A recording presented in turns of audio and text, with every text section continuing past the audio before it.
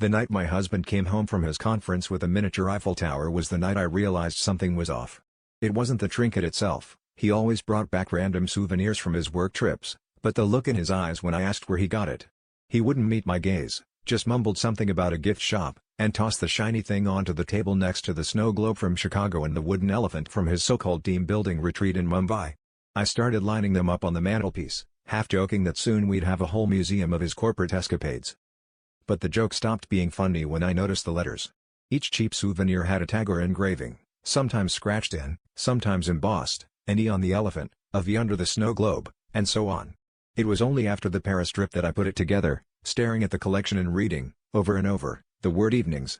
I brushed it off as a weird coincidence, until he brought home a keychain from Boston, this time with a boulder dangling from it. My stomach dropped. Rearranging them spelled evenings at Anna, and my cousin Anna's name stared back at me with an accusation I couldn't ignore. I confronted him in the kitchen, hands shaking, while he tried to act clueless. "It's just junk. You're being paranoid," he spat, but I could see it in his face, the panic, the guilt.